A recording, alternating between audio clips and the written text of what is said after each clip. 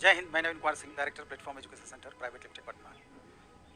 अभी group D के student के लिए सबसे ज़्यादा जो क्वेश्चन होता है या जो क्वेश्चन करते हैं, सर रिजल्ट कब तक आ जाएगा और फिजिकल की तैयारी करें अथवा नहीं करें। तो मेरा ये कहना है कि जैसा सभी को पता है कि जिस तरीके से अभी रेलवे एकदम फास्ट हो चुकी है, सुपर फास्ट हो चुकी है और एनटीपीसी का कैलेंडर तक आपको दे दी कि कब कब रिजल्ट किस किस चीज़ का देगी, कैसे कब तक ज्वाइन कराएगी, सारी बातें क्लियर कर दी। उसी तरीके से ग्रुप डी का भी बताया जा रहा है कि आपका ये एग्जाम जो इसका रिजल्ट जो है 1 सप्ताह के अंदर में कभी भी आपका दे सकता है। यानी कि अभी लास्ट मोमेंट चल रहा है, रिजल्ट कभी भी आपको देखने को मिल सकता है।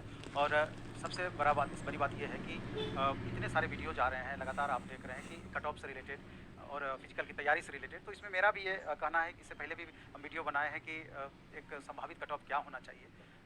और कट ऑफ जब भी बातें होती है तो कंपैरिजन हो जाता है कि जिस तरीके से 2018 में आपका एग्ज़ाम हुआ था, उसके बाद 2019 की ये वैकेंसी अभी है जिसका आगे चल करके रिजल्ट आना है।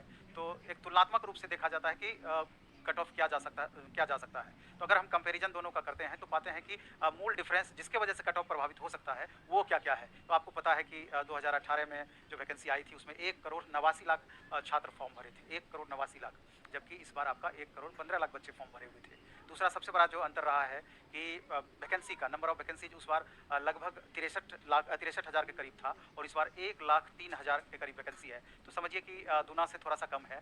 और तीसरा सबसे बड़ा कारण है कि जो क्वेश्चन का जो लेवल पिछले बार था और इस बार का जो लेवल क्वेश्चन का रहा है तो उसमें क्या अंतर रहा है। तो उस बार जो क्वेश्चन था आपका इजी टू मॉडरेट था, क्वेश्चन बनिस्पत इस बार के आसान था, जबकि इस बार जो क्वेश्चन 2019 में का जो एग्जाम आपका हुआ है उसमें मॉडरेट टू हाई रहा। आपका मैथ रीजनिंग मिला जुला करके एवरेज रहा, लेकिन साइंस सबसे ज़्यादा परेशान किया। तो इसको लेकर के देखा गया है कि स्टूडेंट जो अटेम्प्ट लेना चाहिए उनका अटेम्प्ट भी प्रभावित हुआ है और बाद में जब मार्क्स जारी किया गया तो मार्क्स भी प्रभावित हुआ है। इसके बाद देखा जाए तो अटेंडेंस भी एक महत्वपूर्ण इसमें कारण रहा है। अभी आप देखेंगे जब आरटीआई बच्चे लगा रहे हैं तो उसमें अटेंडेंस हम पाते हैं कि कहीं 32%, 35%, 40%, एवरेज यही 30 से 45% के बीच में घूम रहा है कई सारे बोर्ड में, और कई सारे बोर्ड में इससे थोड़ा सा ज़्यादा आपका अटेंडेंस हो सकता है।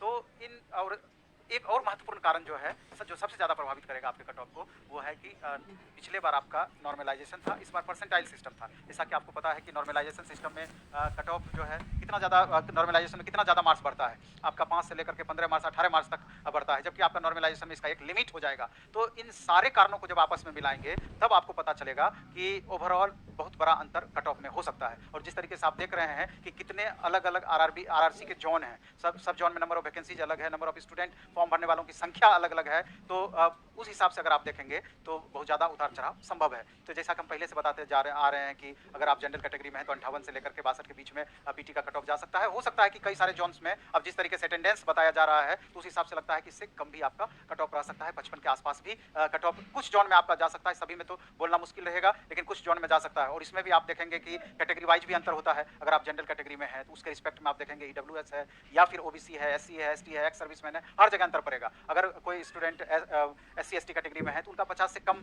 में भी उनका रिजल्ट आने की संभावना रहेगी।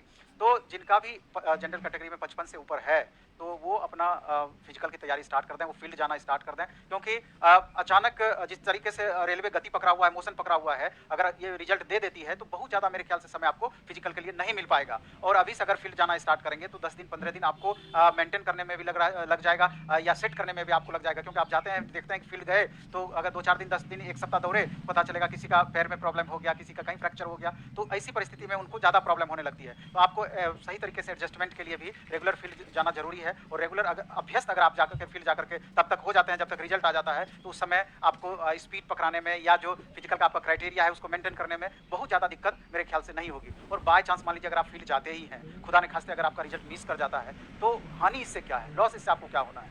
तो कहीं ना कहीं हेल्थ के लिए आपका बेहतर ही है। तो इन सारी पॉइंट ऑफ व्यू से भी आपको फील्ड जाना स्टार्ट कर देना चाहिए, फिजिकल की तैयारी स्टार्ट कर देनी चाहिए। एक और नीचे हम लाइन लिखे हैं इसमें वेटिंग का मामला। अभी 2 मुख्य मुद्दे हैं जो कि आगे चल करके थोड़ा सा हमको लगता है कि स्टूडेंट के साथ भी परेशानी क्रिएट करेंगे और एक अलग माहौल भी बनेगा इन मुद्दों को लेकर के। ये मुद्दा गरमाएगा भी। एक तो वेटिंग को लेकर के है, जैसा कि कई सारे वीडियोज में हम चर्चा किए कि 6 महीने से साल भर के अंदर में जब आपका फाइनल सिलेक्शन एक बार हो जाएगा, सारे बच्चों को ज्वाइनिंग करा दी जाएगी, सीट पूरा फुल भी कर दिया जाएगा, तो भी 6 महीने से साल भर के अंदर में 30 से 40% सीट मिनिमम खाली होगा। 30 से 40% सीट का मतलब हुआ कि 30 से 40 हज़ार बच्चे एन कैन प्रकार छोड़ेंगे ही। अभी एसएससी जीडी का रिजल्ट आया है और दूसरे एग्जाम्स का रिजल्ट आया है। इसके अलावा देखेंगे बिहार दरोगा का ज्वाइनिंग कराया है। बच्चे तो स्टूडेंट स्टूडेंट तो फॉर्म भरने वाले के जो यहाँ पर हैं, जो फॉर्म भरे हैं स्टूडेंट, कई स्टूडेंट इसमें ऐसे हैं कि किसी फाइनल हो जाएगा, दूसरे एग्जाम में फाइनल हो जाएगा, और इस एग्जाम को भी वो छोड़ने वाले अभी नहीं हैं, क्योंकि उनका ज्वाइनिंग का और फाइनल करने के प्रोसेस में है। तो उन परिस्थिति में आगे चल करके सीट खाली हो जाता है दूसरे एग्जाम्स में भी, इससे ग्रुप डी से अच्छे पोस्ट पे हो जाएगा तो खाली करेंगे। तो ऐसी परिस्थिति में अगर वेटिंग नहीं दिया जाएगा तो बहुत ज़्यादा घाटा हो सकता है। और एक इसमें एक और अहम मुद्दा है जो आगे चल करके एक इशू बनने जा रही है, कि जो कि जैसे कोरोना में 3 साल लगभग डिस्टर्ब रहा, कोरोना के कारण आपका 3 साल के करीब। तो अब 3 साल में जिन बच्चों का एज लॉस हुआ, एज समाप्त हुआ, तो उनको एक बार नेक्स्ट वैकेंसी में, नेक्स्ट वैकेंसी मतलब अब जैसे रेलवे में एलपी टेक्नीशियन आने वाला है, आरपीएफ का आने वाला है, इसके अलावा आप देखेंगे जेई सेक्शन इंजीनियर या अन्य पोस्ट का वैकेंसी आने वाला है, तो वहाँ ग्रेस मिलना चाहिए। जिस तरीके से एसएससी जीडी में अभी कोरोना के कारण 3 साल एज का रिलैक्सेशन दिया गया, यानी कि 3 साल एज बढ़ा दिया गया है, तो रेलवे भी ये बात कंफर्म कर दे। ये नहीं कि वैकेंसी आएगी तो उस समय हम करेंगे। अगर आप पहले से कंफर्म कर देते हैं, अगर रेलवे पहले से कंफर्म कर देती है, तो जिन स्टूडेंट का एज समाप्त हो गया है वो दोबारा से तैयारी में लग जाएंगे, उनको एक संभावनाएं भविष्य की दिखने लगी। तो ये भी एक अहम मुद्दा है। तो इन बातों पर मेरे ख्याल से आपको गौर करना चाहिए, और गौर करके नेक्स्ट प्रोसेस में आपको लग जाना चाहिए। दूसरी बात हम ये भी कहेंगे कि जिनका एलपी टेक्नीशियन का आगे चल करके एग्जाम है, तो उसके लिए भी आपको सीरियसली लग जाए। अभी प्रत्येक शनिवार को प्लेटफॉर्म में भी ऑफलाइन टेस्ट स्टार्ट हुआ है, और ऑनलाइन मोड में भी द प्लेटफॉर्म ऐप पर ऑनलाइन टेस्ट स्टार्ट हुआ है। अभी वीकली टेस्ट स्टार्ट हुआ है, उसका डिस्कशन है, सॉल्यूशन है, सारा कुछ है। इसके अलावा 1 दिसंबर से सब्जेक्ट वाइज भी टेस्ट स्टार्ट हो जाएगा। प्रैक्टिस के लिए बहुत सारा कुछ होगा, और नए बच्चों के लिए तो बहुत सारा चीज़ है ही। तो अगर अगली बार आने वाली वैकेंसी में अगर अपना एक सीट आप कंफर्म करना चाहते हैं, तो सीरियसली जैसे भी होगा आपको अभी से एक टारगेट बना लेना चाहिए।